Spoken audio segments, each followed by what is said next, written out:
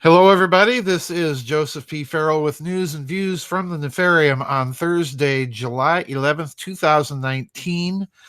I'm early today because there's a lot to talk about, and I've been kind of debating what to do the news and views on. There's two big stories, and I want to talk a bit about both of them. First of all, as for website announcements, don't forget, everybody, we do have a vid chat tomorrow evening at 6:30 U.S. Central Time, as usual.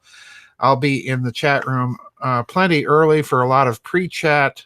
I'm sure there's going to be questions about the Giza guys get-together and possibly some of the news I'm going to be talking about today. But in any case, I do want to talk about two unrelated stories. My main focus is going to be on the new gold repatriation efforts being launched by Hungary and Poland.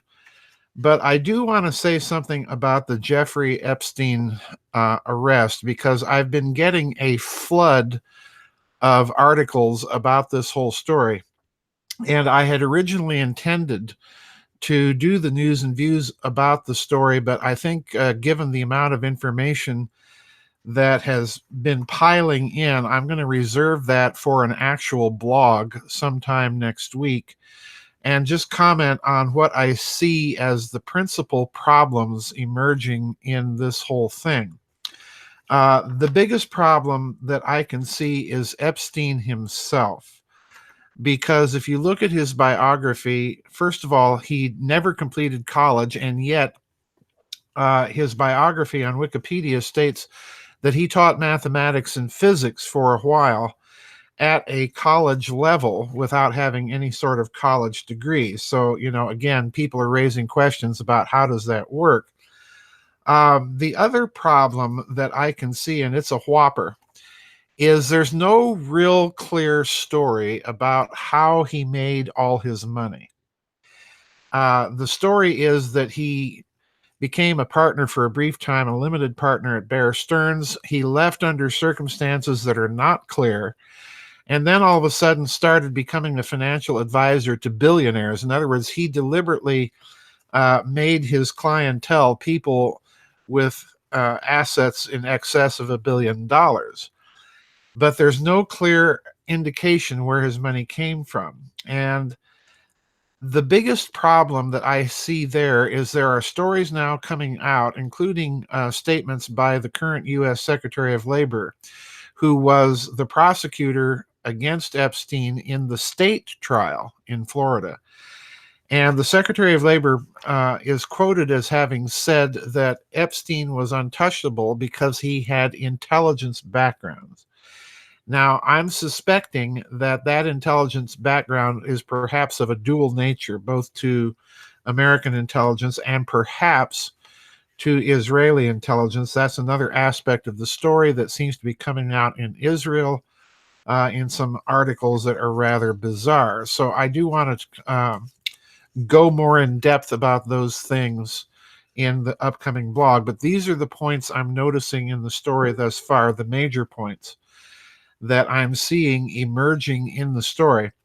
There's one final thing. It seems obvious to me, if you examine all the information that is coming out, particularly the glaring hole in how he actually made his money, having so many rich and powerful people that are connected to him, the Clintons, President Trump, the royal family, and so on and so forth. It's clear to me that he was assembling control files for somebody. And if that be the case, then it seems to follow the pattern that was established way back in the 1980s, the late 1980s, at the very beginning of the administration of George Herbert Walker Bush, the scandal known as the Franklin scandal, because again, you had a clear case of human trafficking of young people, both men and women, unlike the Epstein case, which appears to be just women. At present, we don't really know. But the Franklin scandal, again, was connected, to this types of goings on in Hollywood. And eventually it led to Washington, D.C., where some of these sex parties are alleged to have happened in the White House.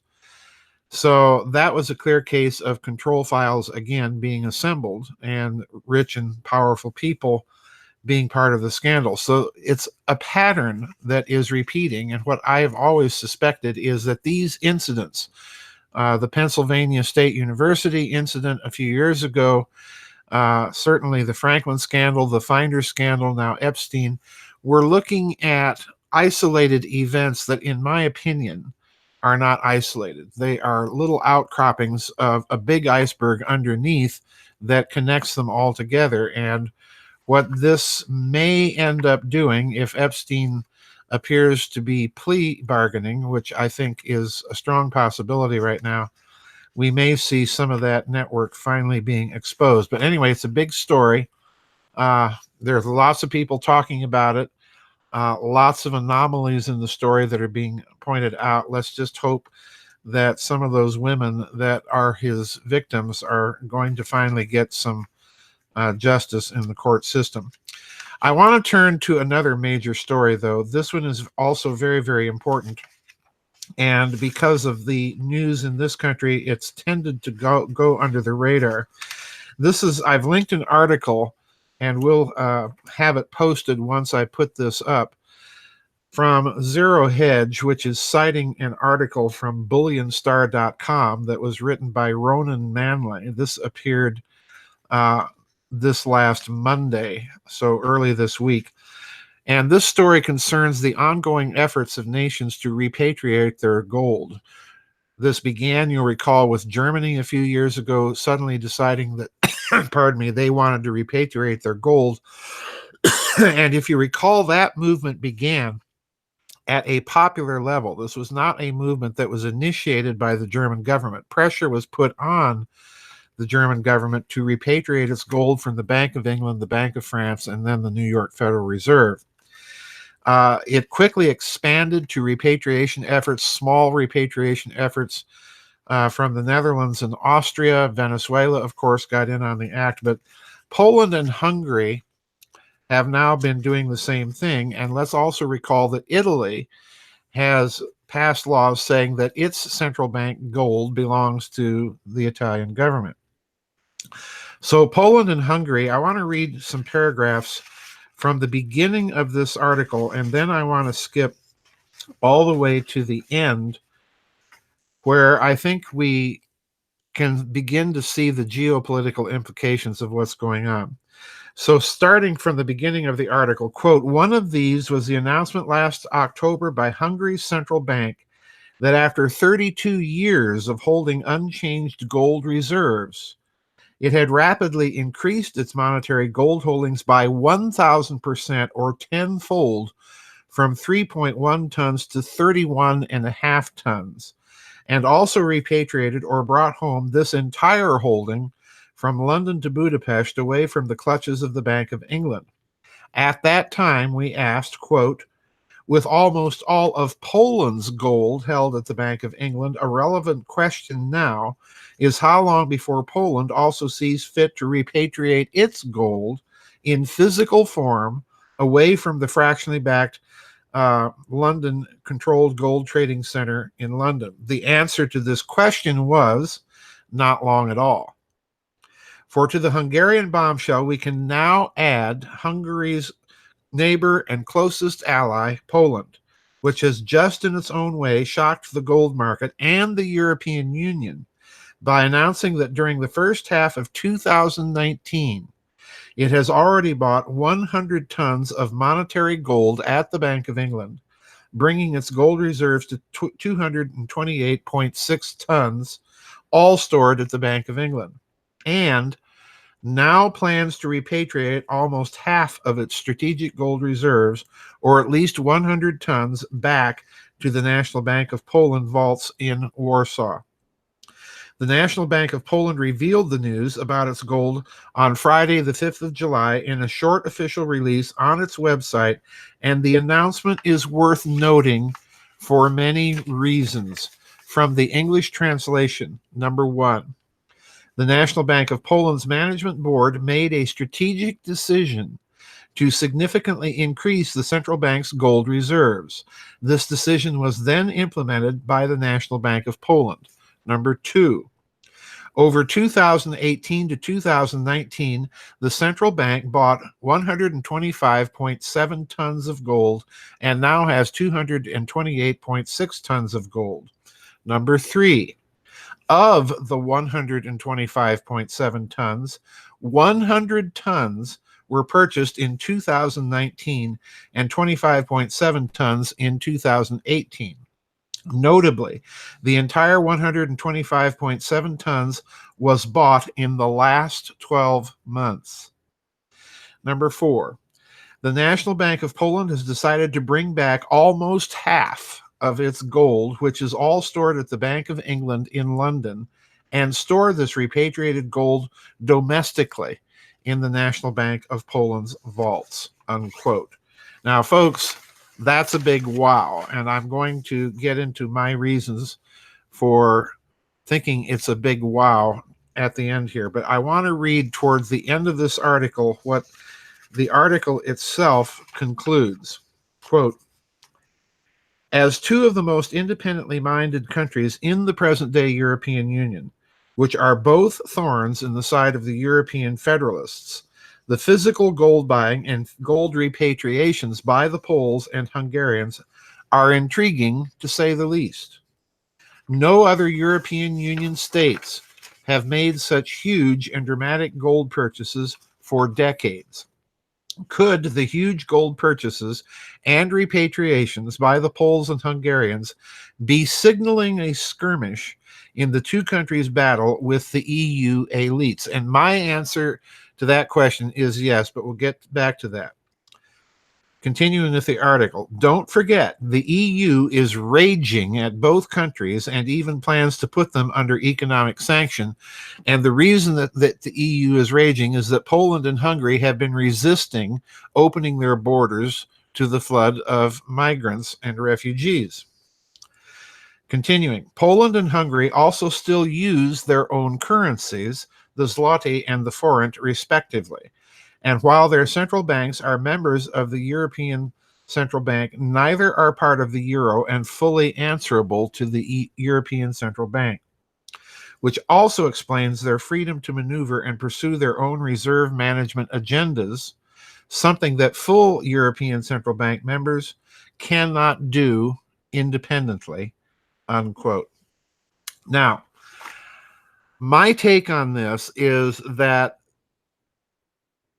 the usual story that these moves are being done because of the imminent decline of the dollar's reserve currency status are probably true. But I think in Hungary and Poland's case, there are much more immediate and much more pressing reasons, and that there is a geopolitical implication here that nobody is really noticing, and that is Poland and Hungary would not be repatriating their gold if they thought that Russia was a threat militarily to their independence and security. In other words, the very fact that they're doing so means that they don't view Russia as a threat. Now, for that to be coming out of Poland, especially given its concerns in recent years about a kind of Molotov-Ribbentrop Pact version 2.0, for that to be done by Poland is hugely significant. It means that their assessment of the Russian threat has changed, and it has changed significantly. Somewhere, I would say, in the last 2 years, although for reasons that we're not really fully apprised of. That's the first geopolitical implication.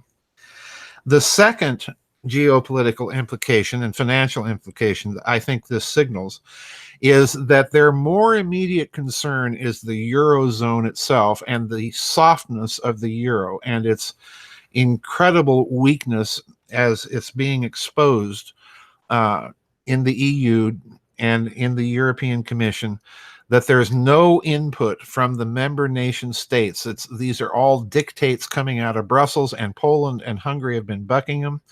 Italy increasingly is bucking them. So, in other words, to me, this signals a softness not only in the euro, but a softness in the EU itself, and they're hedging their bets. Now, the reason I think this is significant is also Deutsche Bank. The story is that Deutsche Bank has just fired, if you've been following the news, uh, literally thousands of its employees. It's kind of like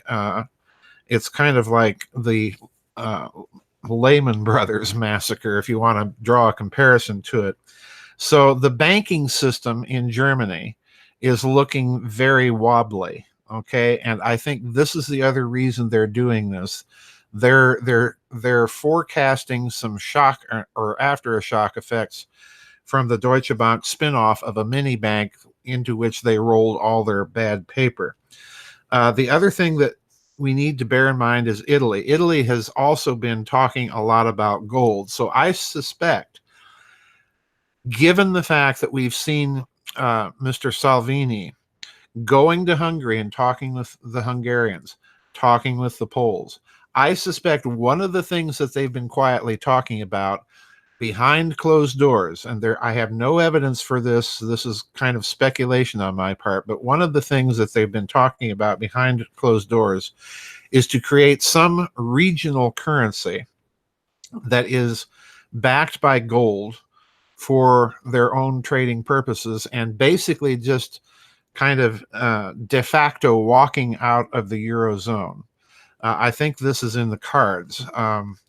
And in that respect, we recall the statement of the Malaysian Prime Minister a few weeks ago, where he said the same thing, essentially that they needed a regional gold-backed trading currency that would allow nations to keep their own currencies for domestic purposes, but allow trade to be conducted between nations, again, bypassing the dollar, or in this case, in Poland, Hungary, and Italy's case, guess what? Bypassing the euro, and therefore bypassing the European Central Bank, bypassing the European Commission, and bypassing Berlin and Paris. So this is what I think this may signal here. I think this is a reaction more to the situation in Europe, and it's a clear indicator that those two countries are not sensing any threat from Russia. That's a key point here to be made about this. Otherwise, they would have left that gold in the Bank of England, or better yet, put it in the Federal Reserve. So in other words, there's been a strategic assessment or reassessment in Eastern Europe, and there's been a huge sea change. And I think this Polish gold repatriation signals something has happened to change their assessment of Russia. Now, if I'm right, that's a huge story because, of course, if you know Polish history going all the way back to the interwar period with the war between Poland and Russia, Marshal Pilsudski and Marshal Tukhachevsky and so on and so forth. If you're familiar with that history, there's no love lost on the part of the Poles for Russia.